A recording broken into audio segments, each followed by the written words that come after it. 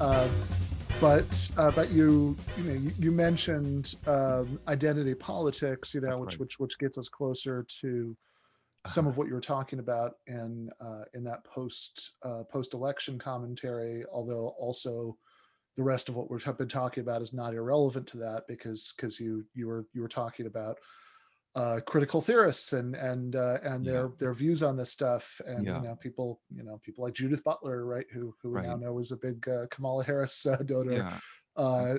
And uh, and so there is a link here.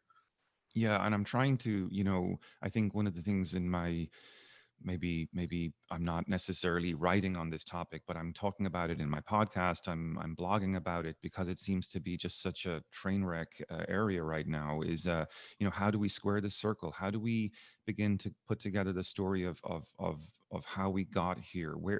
Wh- how do we account for the fact that these primo names in academia are standing so hard for Biden and Kamala, and like not just like making the careful argument that we need to understand we're making compromises here. This isn't perfect. No, this is not like these people are full on embracing the idea that it's time, high time we had, an African American woman or an Indian woman, woman of color in the White House in some way, shape, or form. They think it's our duty to elevate her. And all of this, I would say, without any kind of scrutiny, because if anyone is open or vulnerable once you start scrutinizing her, it's Kamala Harris. And so I ponder this because I find it totally mystifying how the system that gave me my education and many of the people that we look up to as and who are frequently cited in the literature can end up producing this kind of discourse now. And in my own field, it's very profound right now. I mean, I'm an international relations scholar by training. So that's a like a lesser known subfield of political science, and it's kind of a stepchild in some ways. But even there, you see just tons of people in social media embracing Kamala Harris. And here's the remarkable thing: is just the very very quick way in which many of these figures will counterattack in social media and say things like "stay in your lane."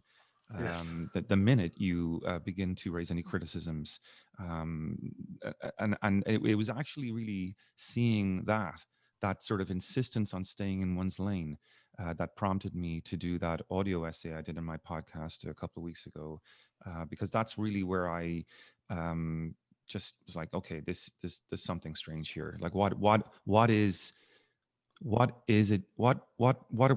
We need some word for this phenomena where we see people so incapable of handling any criticism of this person, and it led me to think about things that I've heard you talk about, Adam talks about, um, racial essentialism effectively, and I think there's a kind of a disavowal function, or what I've called in my audio essay, excuse me, a displacement function that kicks in whenever this point is raised. It seems to me that the academic left is has there's some sort of function at work where it needs to have heroic subaltern figures to make assumptions about and leverage in their output, in the way they're appraising the world. Yeah. So yeah, this is interesting because it's not just that. Look, we shouldn't necessarily expect people, anybody in academia is by definition Yeah. coming out of what's sometimes called the professional managerial class, Right.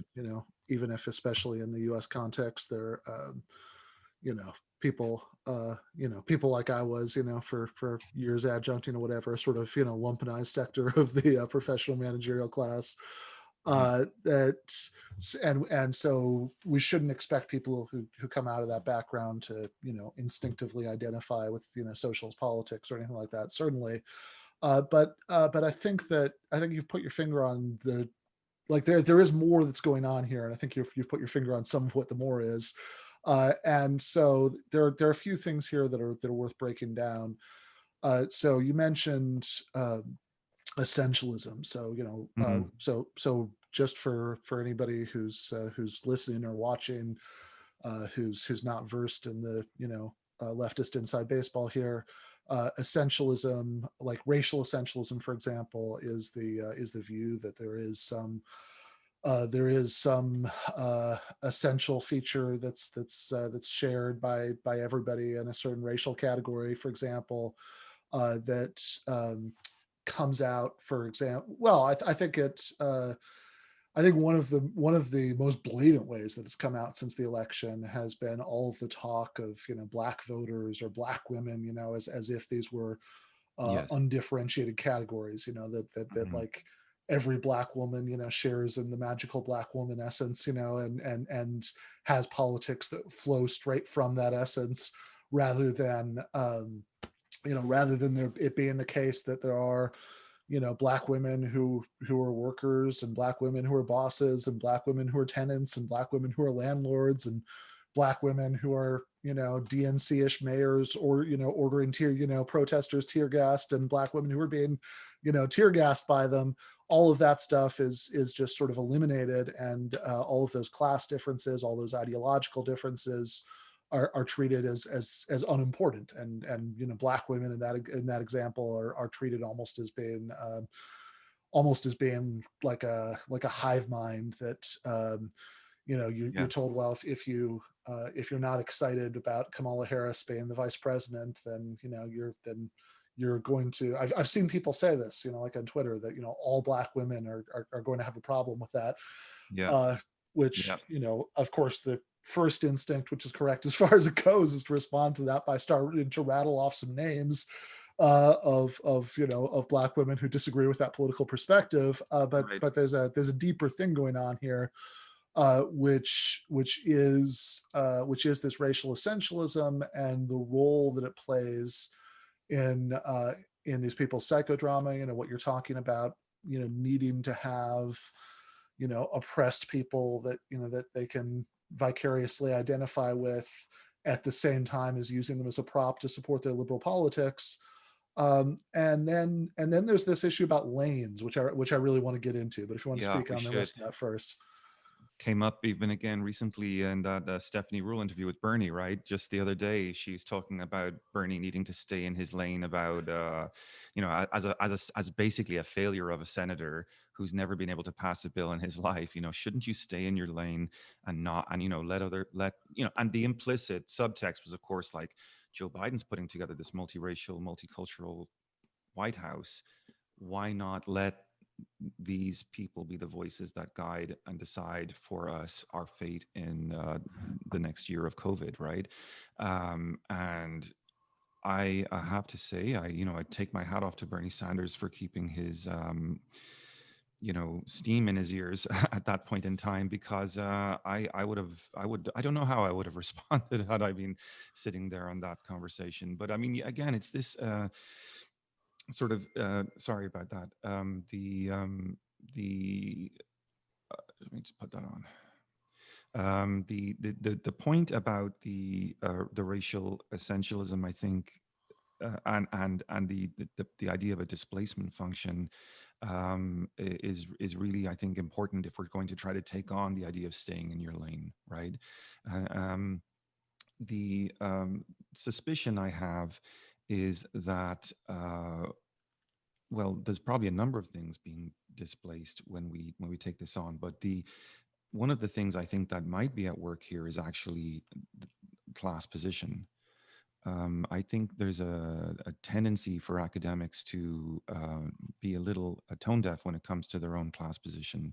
And I can't help but wonder if that's kind of what's driving some of their need to constantly recenter the conversation on these idealized types. You mentioned just a moment ago, and I think, you know, we've had so many wonderful interviews online now from Cedric Johnson, Toure Reed, and folks like this. Mm-hmm. I think you may have even had a couple of conversations with people like that yourself in your various outlets.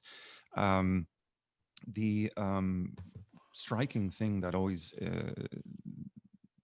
that they always say is that we have more African American people in this country than there are Greeks in Greece, than there are Canadians in Canada, and we certainly don't impose on those people in those countries anything like the kind of expected political subjectivity that we Yeah, do no, here. nobody thinks there's a Canadian Yeah, political and perspective that all yeah. Canadians are going to have by virtue of being Canadian. Yes. And so the interesting thing then about it is once you start to introduce a little sort of historical materialism and you look at the transformation, uh, you know, the material transformation within the Black population in America, you see, I think even Cedric Johnson talks about the reduction of poverty from about 65% to 25%, which is, obviously still leaves a very high poverty rate, and that's problematic.